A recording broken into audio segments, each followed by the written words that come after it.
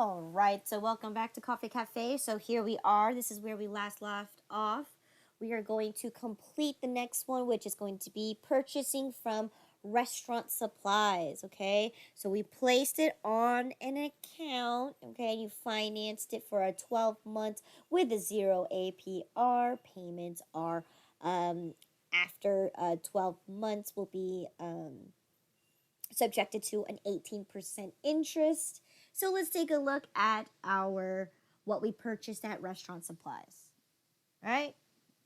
We purchased a cash register, okay, on June 6th for the grand total of $599.99 plus tax gave us a whopping $649.49. And we placed it on an account. Okay. So, how are we going to journalize this? Well, let's determine. We know that we purchased what we purchased was a cash register. Now, how did we pay for it is the question. Accounts payable. Now, accounts payable, right, is a confirmed and has an actual end date. Now, in this case, Oh, so it would be, I don't know. well, let's take a look at my chart of accounts. Let's take a look at my chart of accounts. Okay, so in this case, right, we have an accounts payable, we have a Visa payable, so this isn't a credit card. What about a notes payable? Yeah, but would it really be a note payable because it has no actual payoff date? Exactly, that's what a notes payable is, right? It's where you say an IOU, but you have the ability to defer payments, right?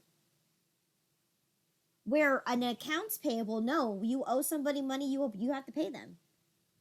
Oh, you pay it on the first of the 30 days, whatever the terms are. Okay. Correct, right? Where a notes payable, right? It's like a loan, but in this case, right, you have the ability to say, hey, can I like you can it's like you can refinance, right? You could be like, oh, I won't be able to pay you this time, but can I defer my payments?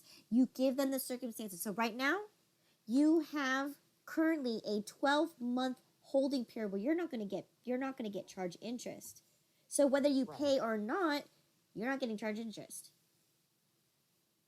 And if you choose after those 12 months, then you get to charge the interest of 18 months. So in this case, are you going to make a payment on it now so you can reduce the likelihood of getting interest, or are you going to choose to wait on that 12 months holding period and then pay the following year, but So with then the interest? are notes payable more open ended than a loan payable is? Yeah, it depends on what the loan is,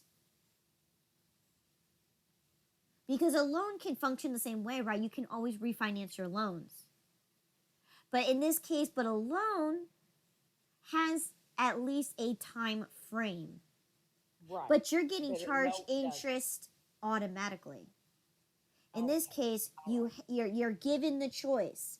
If you pay me now, you don't get subject to pay interest. But the question is, that's a 12-month holding period. You're not expected to pay within the 12 months, right? You are expected to pay off the entire account balance whenever. But they give you 12 months, zero interest, because they're expecting you're going to try to pay it off so you don't get the interest. But some people don't do that. They wait till after the 12 months so they don't have to pay, and then decide they're going to pay now, but then they have their responsibility to pay the interest. So in this case, it's an IOU with extensive, like, you had the ability to defer payments. That's the huge portion right there. Now, for loans like that, you can defer payments if you say, I'm sorry, I can't pay right now. I need, can I get an extension? Yes, you can. But that's not the same thing as what a notes payable does, because you are required to pay at the end of the day. Or you could choose to refinance, right? Making a different term, right? That is very, very different because you're still getting the interest, right? You're just getting your loan extended for a longer period of time. This one, you have no definitive date. You have options, right?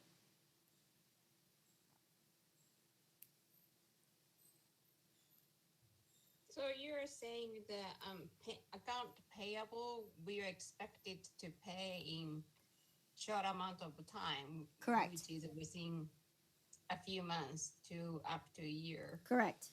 And then loan, it's longer term than account payable, but it has a more set term of how many time payment we have to pay. Correct.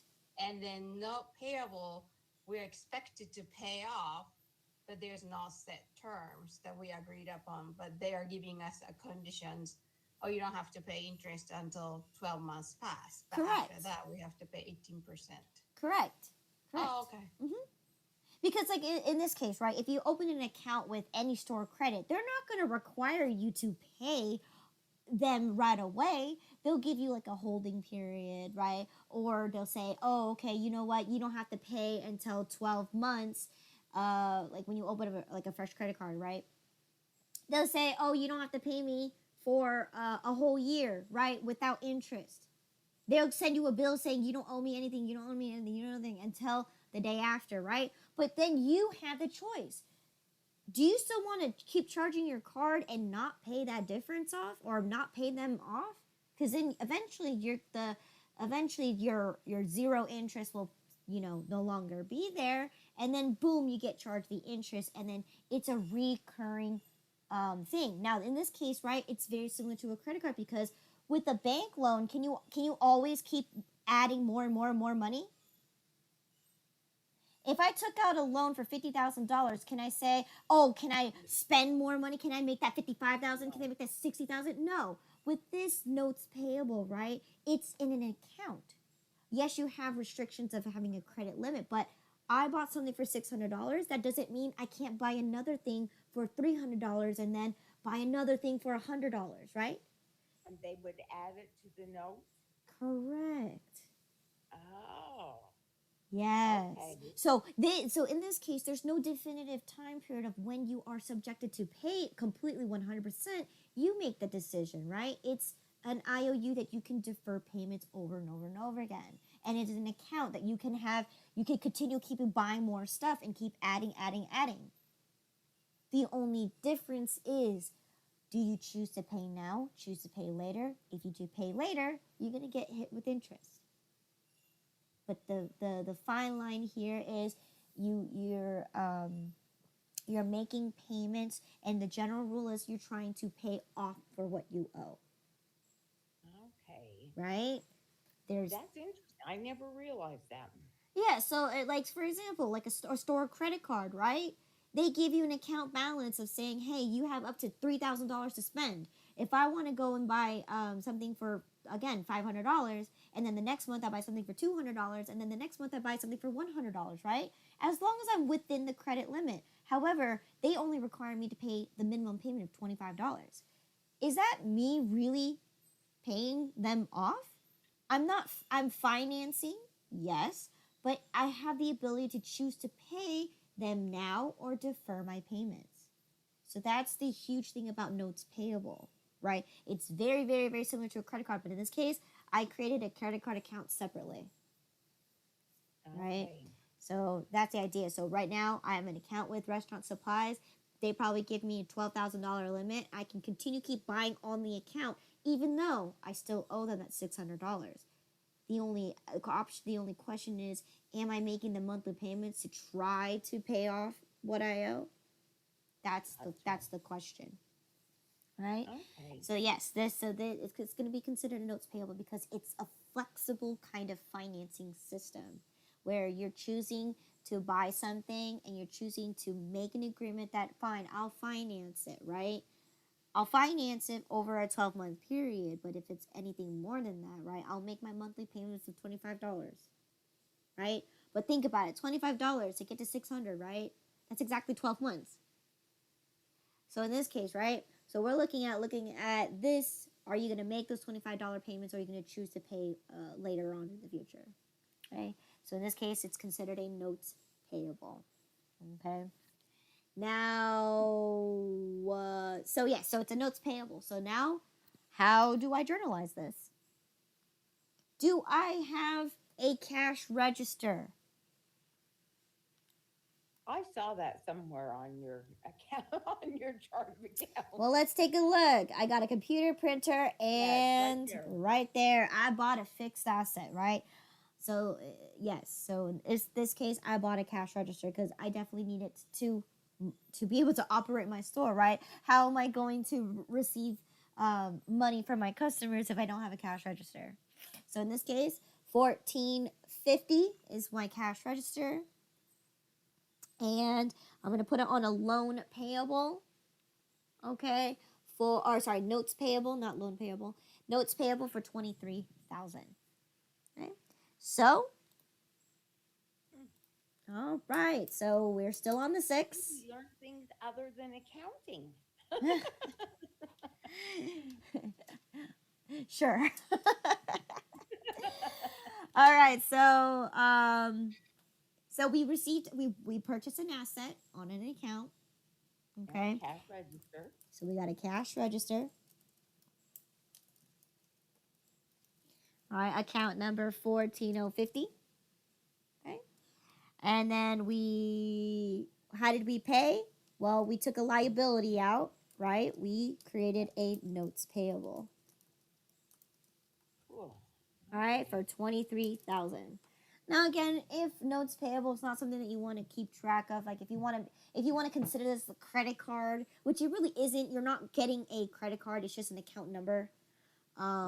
Right to the store. I mean, I think they do provide a card, so then it's easier for you to just buy things on that account, but it's only for that store particularly.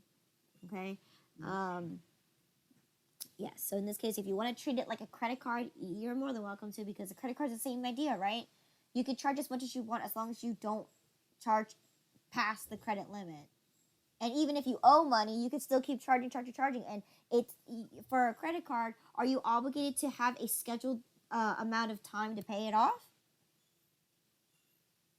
No, as long as you're the card holder, you're gonna be paying it off whenever you want to. So it's more or less the same idea. Yeah, unless you want to and be charged all this interest. So in this case, how much is my cash register going to be?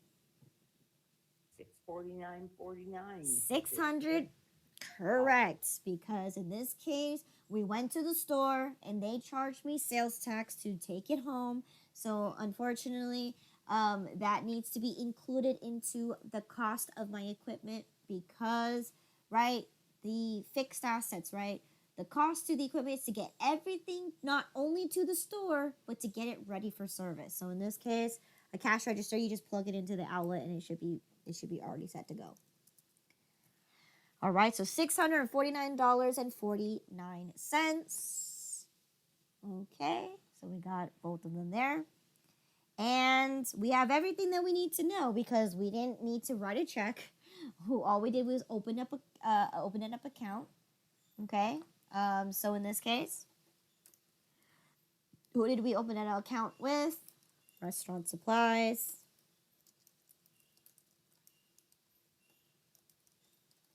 All right. The account number down there. The account number is down here. Good. If you want to have the account number on here, you can. In this case, that could probably be saved to the ledger. Oh, the ledger, yeah.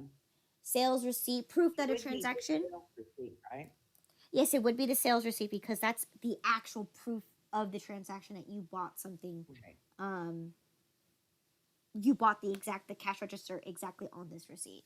The account number, that's more for information that you could save to your general ledger, because what does the account number tell you on here besides that you put it on an account, right? Yeah. But we already know we put it on an account because it's a notes payable. So again, sales receipt number 001487. Okay. And anything else? I think that's good enough, right? You could also, there's no down payment. We just paid I guess you could put account number on here if you want to. I'm But not if going you to. can I'm put gonna it in the ledger, yeah, I'm gonna put it on the ledger. Okay, so there you go. You purchase a cash register on an account. There you go. My journal is done. So now let's go ahead and just fill out my ledger. Okay. So filling out my ledger. So first thing I got here was an asset, right? I bought a cash register, which is considered an office equipment.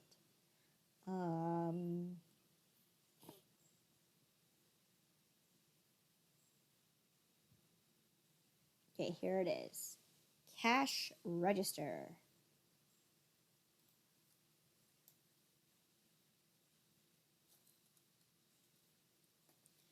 Right? If you want to identify how much the cash register and how much the sales tax was on there, that is up to you. Let me see how much it was. So we bought the cash register for $599.99. The amount of tax we got charged was $49.50. Okay.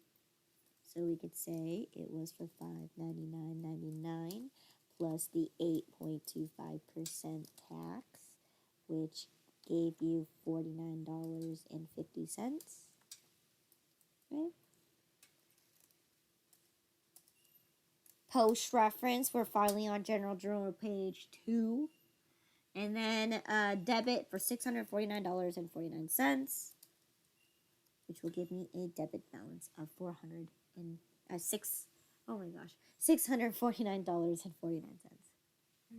Okay. And then, of course, we're finally dipping into our liabilities. Okay, right? So, yes, we will be having our credit card, but in this case, we're going to skip over that and go right into notes payable.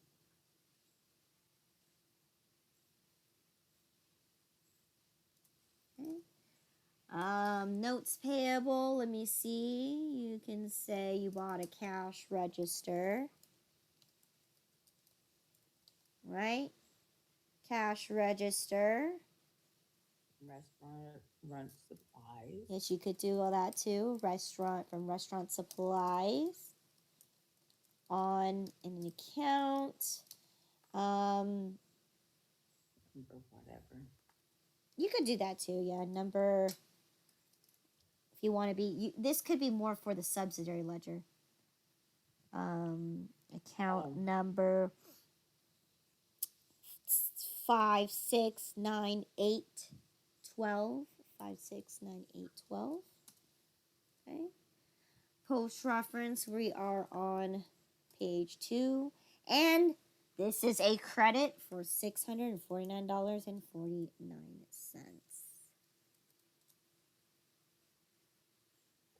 Okay.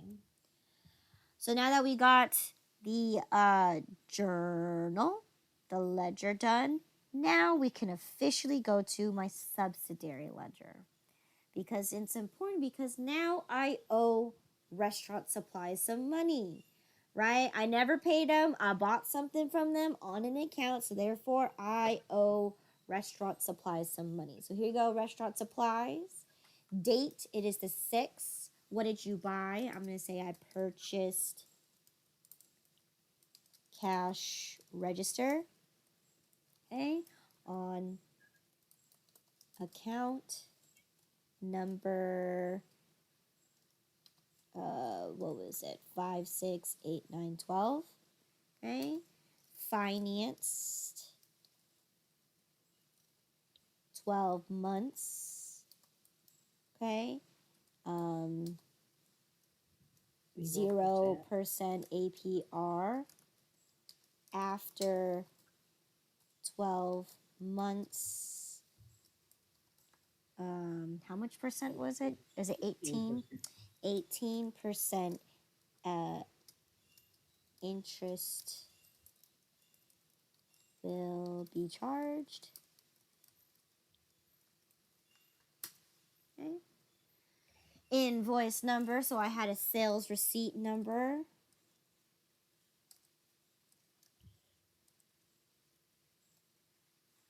It was 00001487.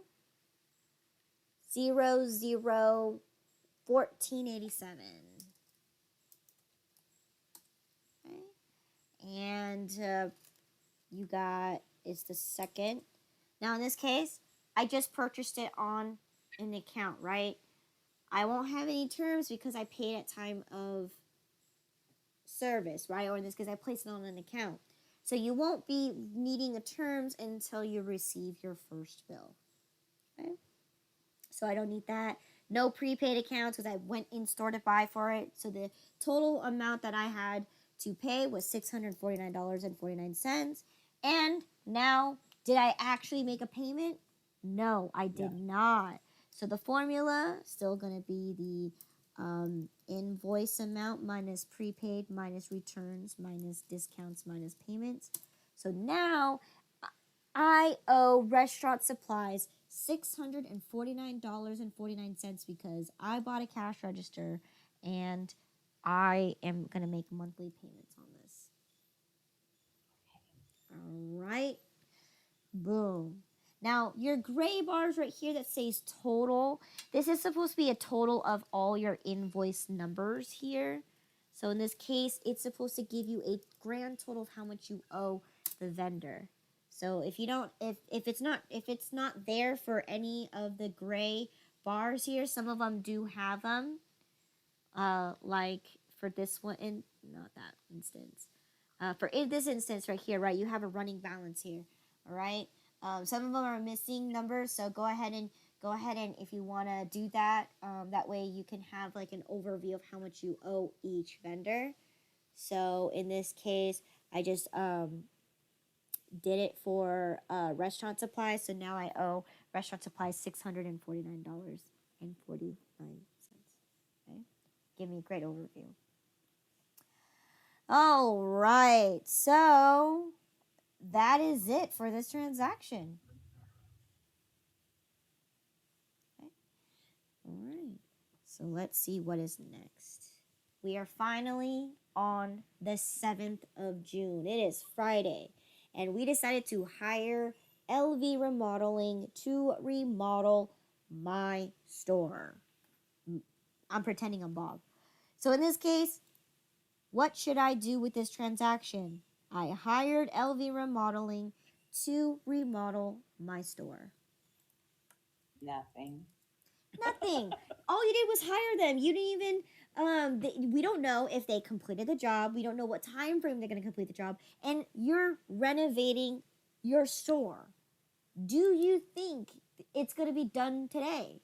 No. That you need to talk about equipment, materials, and then of course you need the recommendation from Kim to give you the idea, right?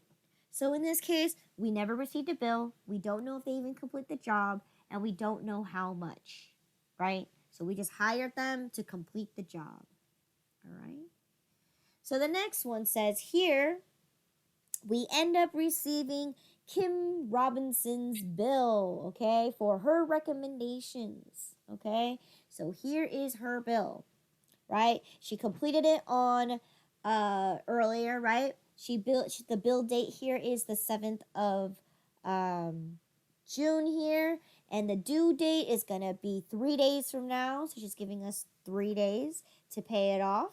Invoice number right here, 1542. Okay, and then of course, let's see what else. Here you go. She's billing us for interior design consultation and recommendations for $1,000. So we are billed for $1,000, and we do not have to pay until 3 days from now. So we received a bill. Are we going to choose to pay now or pay later? Well, it doesn't say any terms if you pay now or later. Well, it does give you a due date when the bill's due. Well, yeah, but she only gave us 3 days to pay. Yeah, so you do have terms. She's giving you 3 days to pay. Okay?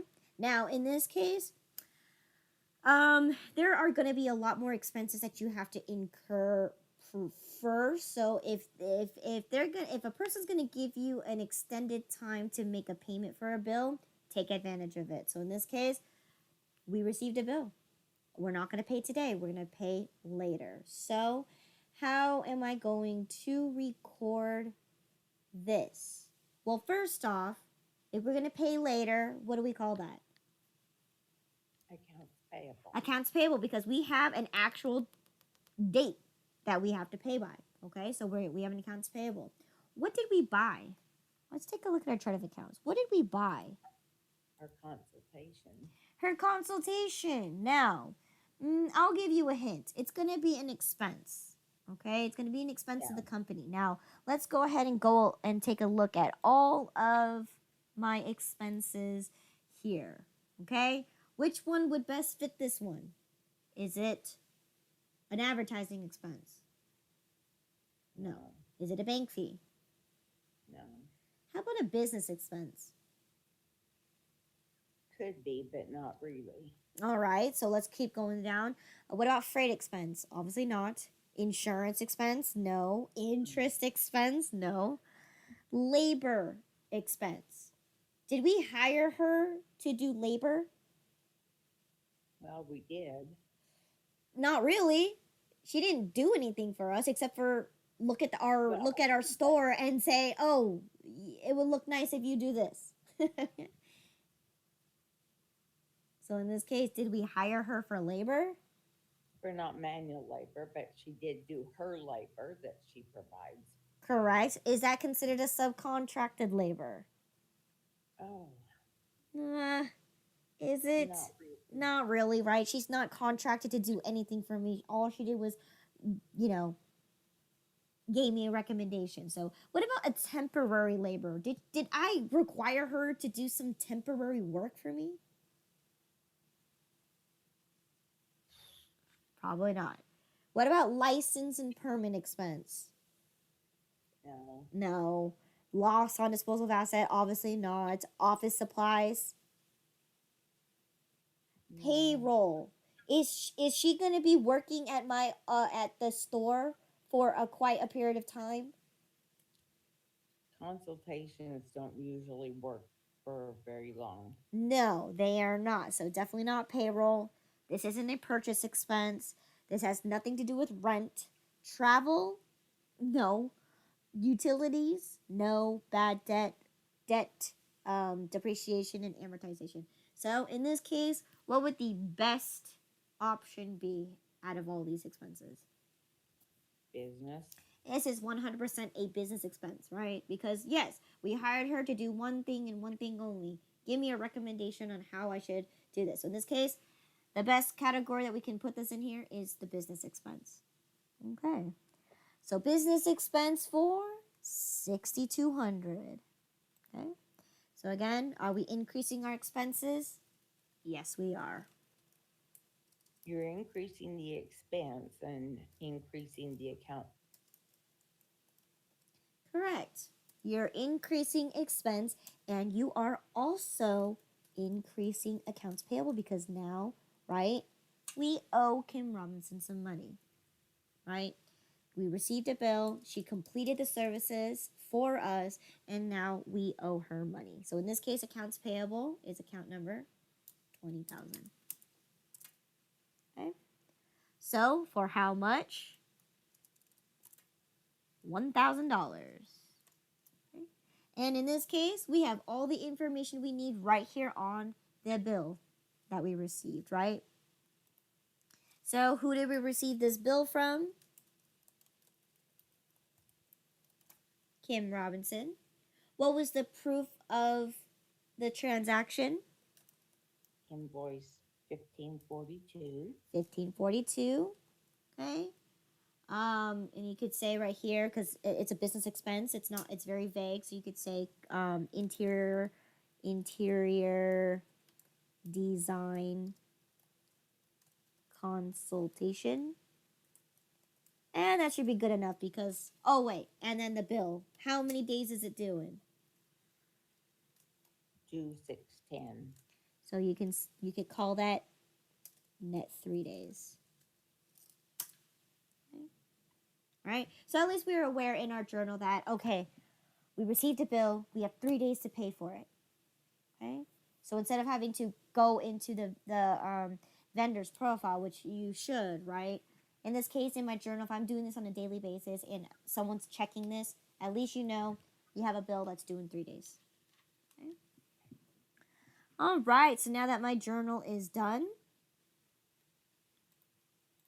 let's plop it into our ledger, right? So this was an operating expense, right? It was a business expense on the 7, right? We're on the 7th now. Right. Did I put the 7? Yes, I did. Okay. What was this business expense for? It was the interior design consultation. Okay. Post reference is page 2, and it was for $1,000. Okay.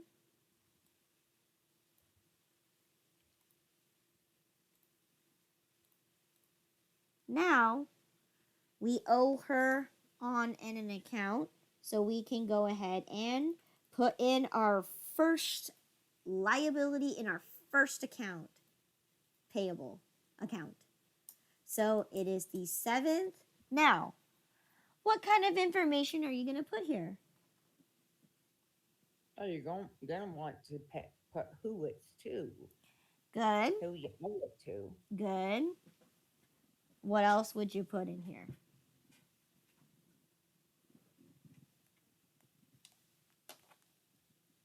I'd use the invoice number on it. Correct. Right? That's what I would do too. And so in this case, invoice numbers are powerful as well, right? Because if I just put in invoice number, what is it, 1542, that should give me enough information to pull up everything about this bill, right? Because if I know what that billing number is, I can easily find out who it's from, how much I owe, and whether I paid or not, and how much, basically all the details in regards to this transaction can be found by just referencing the bill itself. So I think for me, that's all I need on here. Now, if you want to be more specific on all those details, you can go ahead and put in all the information that you need for you to recognize that this is why you increased your liability. Post reference.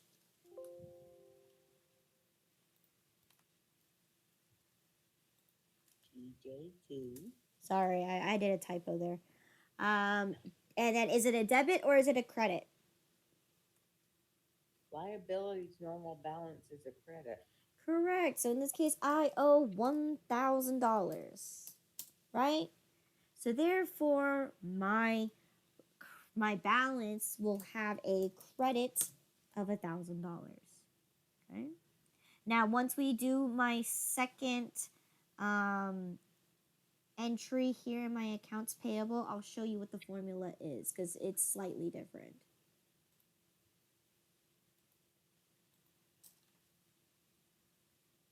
Okay, there you go. I owe $1,000 to an accounts payable account. Awesome.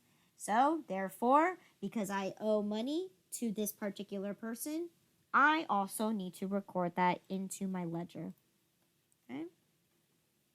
So, in this case, Robinson Kim should be down below because it's an independent contractor, right? Her last name will be categorized first, right? So Robinson Kim is right here, right? What is the notes that you want to put here? You could say interior design consultation, just like what you've been putting everywhere else.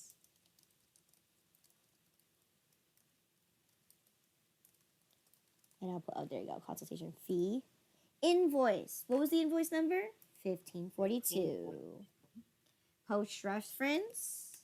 Second journal. Now, were we given terms?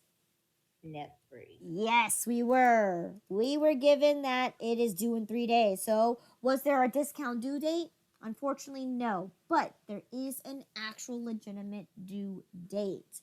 Now, with with Excel, you can have the ability to put in a formula for the due date, so then you don't have to actually calculate it with your fingers, right? You don't have to count.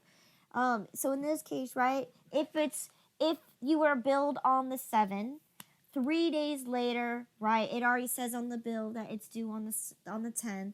But if you want to use Excel, right, instead of having to use your fingers and say the 7, 8, 9, 10, then you can figure out the date. You can actually use Excel to calculate the date for you. How do you do that? Well, you can simply select the date right here that we put in, so June 7, and you can add 3 days, right? And it is smart. So if you were to if June only has 30 days, right? QuickBooks knows that. Right? If you're going to add 30 days to June, right? It will calculate that June only has 30 days, so it will calculate how many days in July you would do it, okay? So in this case, Excel's very smart when you use dates, okay? They don't add numbers randomly and tell you that it's due this day. No. It will give you the exact date when you say I want it in 3 days later. All right? So there's no need to worry about why this formula will not work. It will work for the actual correct amount of days that are actually on a calendar. So in this case, I want it due in 3 days. So therefore, June 10th. Okay? How much was the invoice amount for? $1,000. Did I make a payment? Not yet. So in this case, my formula, once again, invoice amount minus prepaid minus returns minus discounts minus payments. I owe Kim Robinson $1,000. Okay? And I am going to do accounting style. Now in this case, it down here, I guess it didn't pick up my formula here. So I'm going to redo my formula. Equals sum of every invoice I received from Kim. And that will give me a total of $1,000 that I owe. All right? So we're done here. Okay? Let's see. Do we have enough time for the next transaction? Let's go ahead and do it. Okay? So here, let me push this down real quick so we can see everything real quick, okay? Now it says right here, we finally received from Furniture Store, okay, what we ordered, which was our counter and display shelves. Now, it says right here, assumed delivery charges is going to be 75% split 75% to the counter and 25% to the shelves, okay? We'll talk about what that means in a few minutes here. But let's take a look at my invoice, right? So I got billed, all right, on June 7th. Here's our address and their address, right? Again, they gave us a total of terms of net 15 upon the date that we received the bill, right? It's going to ship to our store, invoice number 69. And let's take a look, right? We acknowledge that we purchased a counter and we purchased 5 display shelves, right? We were quoted the total for the $1,553 and 0 cents, right? Here, because we're purchasing assets, right? That doesn't give us any right for us to get tax exempt. That's only the occasion for inventory that could be a possibility. In this case, we're buying furniture. We're buying fixed assets. So that means we're subject to have to pay sales tax regardless of where we get purchased from and who we purchase from, right? This isn't one of those examples where we can get tax exempt because we are a business, right? Because we're not buying inventory. So in this case, there you go. I got charged some tax. I got charged some delivery charges of $100. So my total bill actually turned out to be $1,770.30. Now, because we bought fixed assets, how am I supposed to figure these numbers out? Well, first off, let's first figure out, do we have these accounts? And because we received a bill, what did I tell you, right? Right now, we're trying to open our business, so we might have to pay out other expenses that are first priority, right? Right now, if they give you 15 days to pay it, take advantage of it. So in this case, we're going to owe furniture store some money, okay? So we already know that if you owe money, that means it's accounts payable. But do we actually have these accounts in our assets? Well, let's take a look.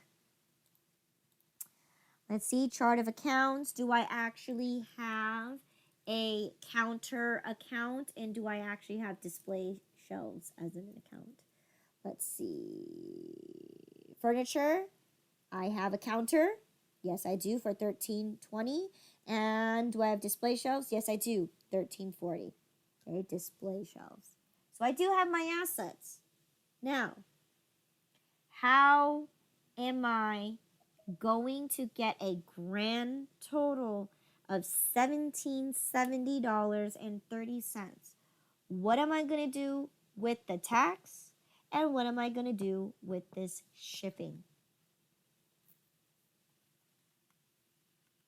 Well, you'd take each total cost on the counter and the shelves and multiply it rounded by the 8.25% tax.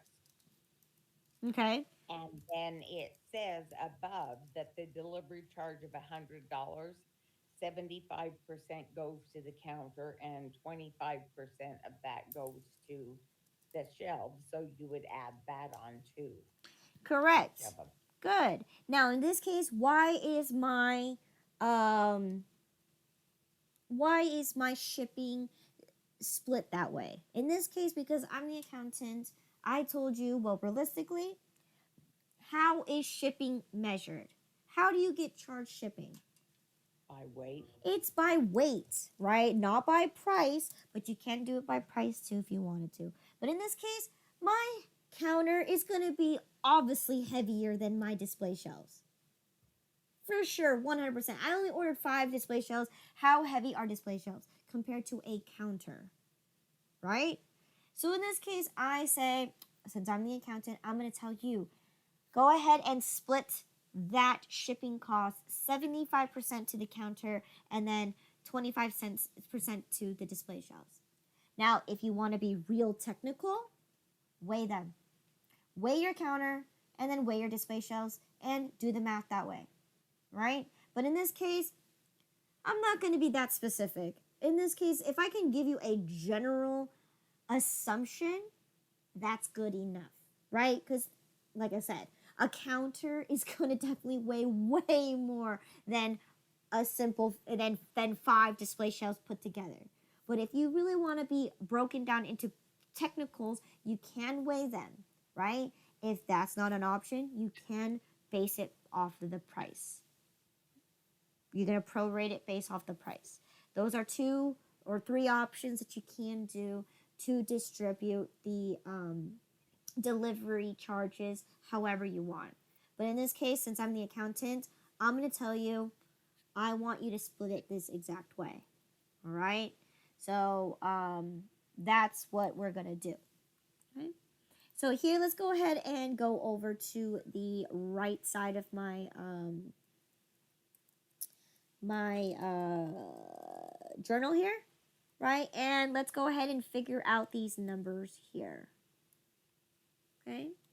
So we're going to figure out the tax. So first off, let me see how much was my display shelves. It was 1,033, and I'm sorry, the counter was 1,033. My display shelves was a total of 510. So how much tax is going to be distributed? Well, we have to figure out what that is. So I'm going to do equal round. Okay. So you got this times 8.25%. Okay. So you got $85.22 for the counter, and then you got $42.08 for the display shelves. Add these up to ensure, is this the correct amount of tax you were charged? $127.30. Yes, it was. Right? Now, 75%. What's 75% of $100? $75. $75 plus 25% will give you your $100 worth of shipping. And of course, you can also identify your total amount of the price. But in this case, everything panned out equally. So let's add up our totals here. What is accumulated to equals sum? Be faster. What is the grand total of my counter if I'm going to add my counter with the tax and the shipping?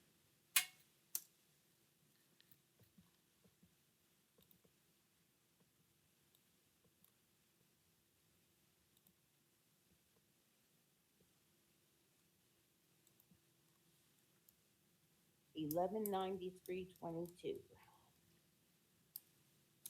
And then my display shelves gave me 577 and 8 cents. Now, if I add these two values up together, is that going to give me the total amount that I owe for 1770 and 30? So in this case, the tax Good job, the tax came out to be a perfect even where we don't have to distribute a penny here or there, right? It came out evenly out for me. So in this case, I didn't have to do extra work to make sure I'm distributing the penny exactly where it needs to be. The freight was, I already told you exactly how much I want you to designate to the counter and how much I want you to designate to the printer, to the display shelf. So in this case, there you go. I panned out evenly, and that is exactly how much I owe. I don't know why I put checking. It should be accounts payable. Okay. Right? Because we're not going to pay them now. We're going to pay them later. So there you go.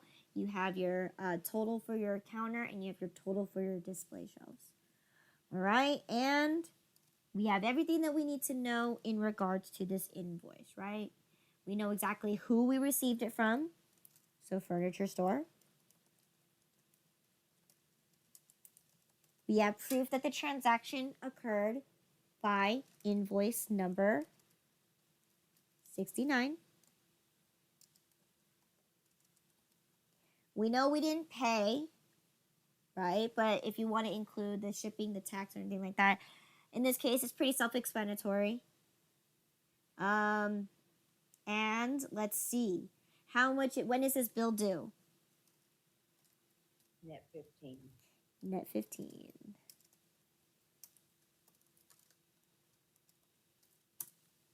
All right. We finished our journal. So let's go ahead and plug our numbers into our ledger. So we bought a counter, so we need to go to our assets.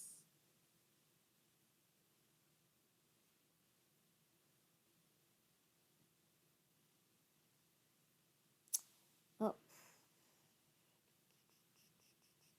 here you go. Here's my desk set. Here's my counter. Okay.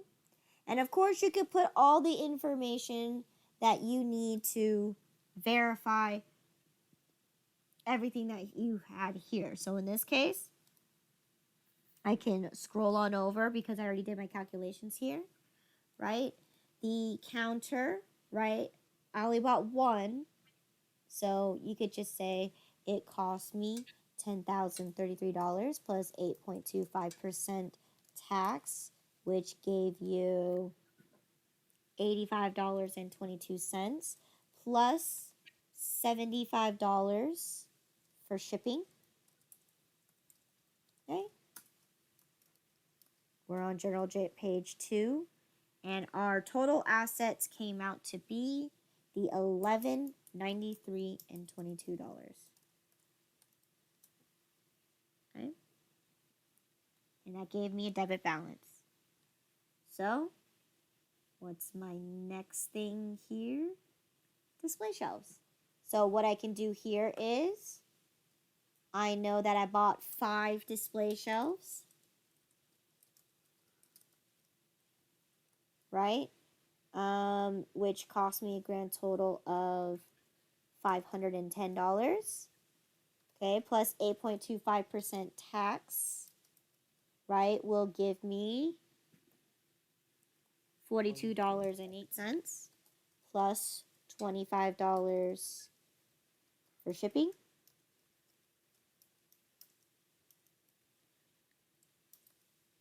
Okay.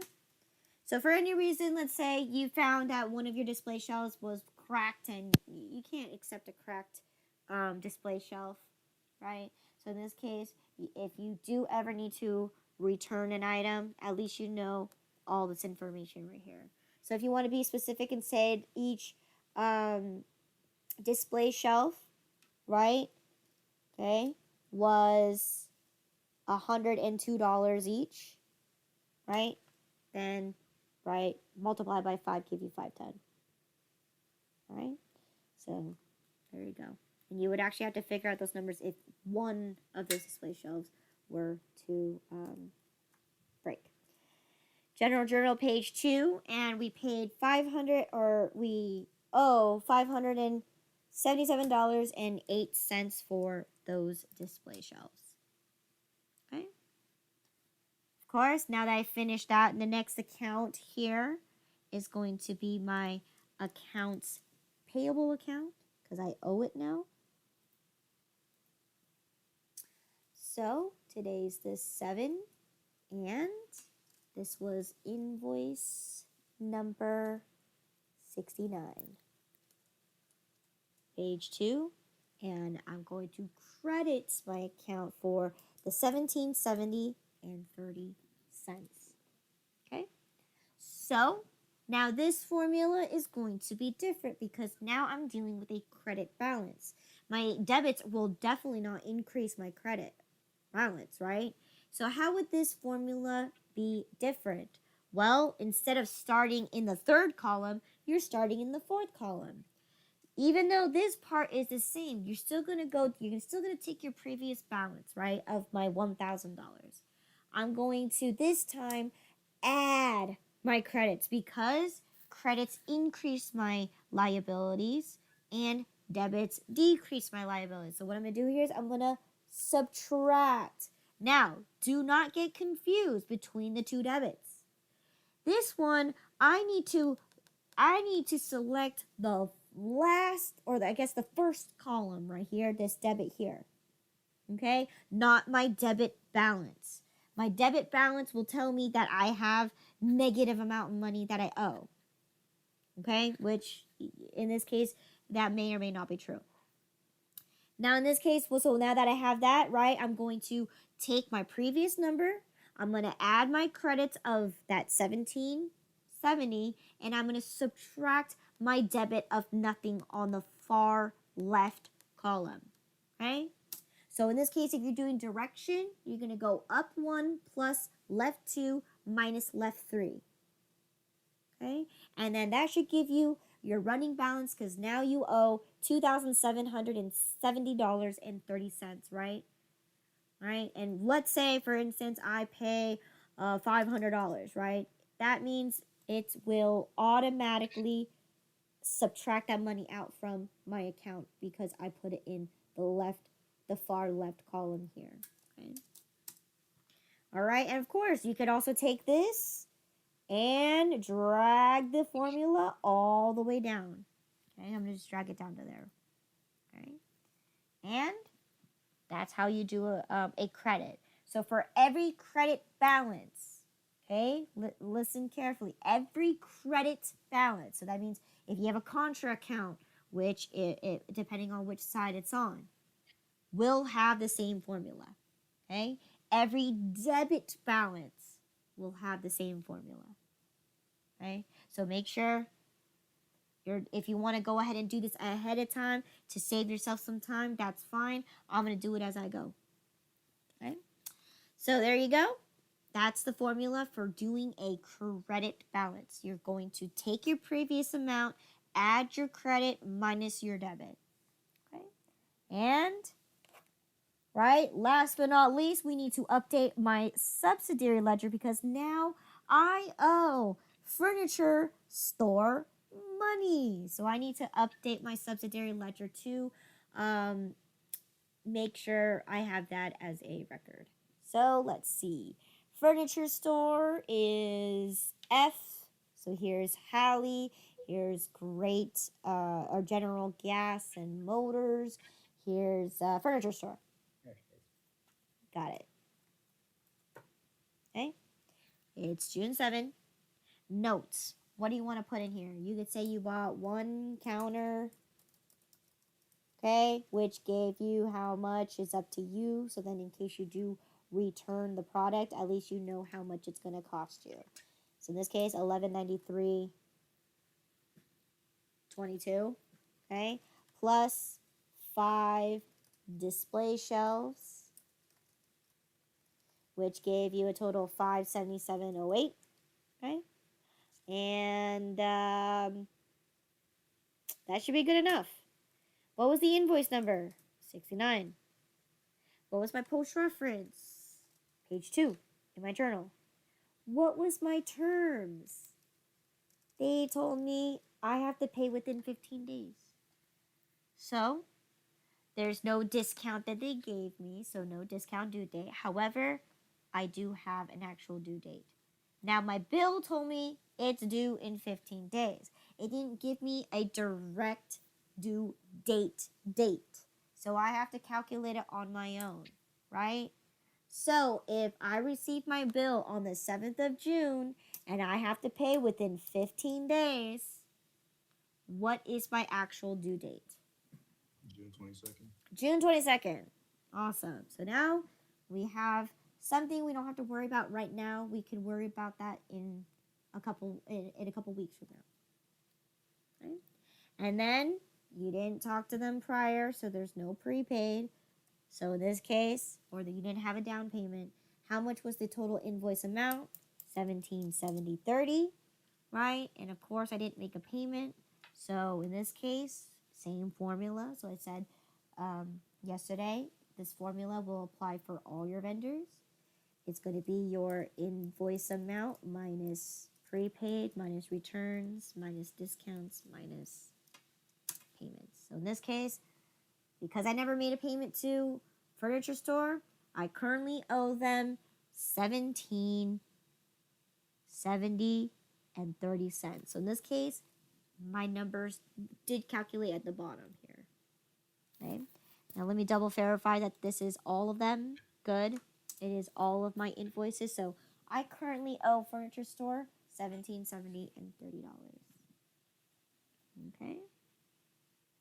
All right. Any questions so far? No, making sense so far. Yes. Question. So, when there's only 3 days to pay, and then I have a feeling, like me, who would like just paid it off if there's only 3 days, Uh-huh. and I just write the check there and mailed it out. Do I still have to do all those account payable and then such? Yes, because just like what we did for the landlord, right? Okay. Even though we don't owe the landlord anything, we still Yeah. we still made a record that we paid him. Yes. Oh yeah, so I'm putting in a journal, but we don't have to put it in the account payable first and then pay it. Can we just journalize it as I paid it with one check, and then paid it off? Oh, absolutely. So if Okay. you don't want a liability, then go ahead and straightforward. The bill only tells you, hey, someone completed the service for you, so you owe them. So you choose to pay Yeah. right then and there, right? Yes. Pay them. But at the end of Yeah. the day, when you go into your vendor, you still have to make the record that you paid them. It's Yeah. you're not owing them anything, but you are. No. Yeah. So instead of putting into accounts payable, you would definitely just put it into checking. Yeah. Yeah. Absolutely. Okay. Yeah. So as a bookkeeper, the business owner who hires us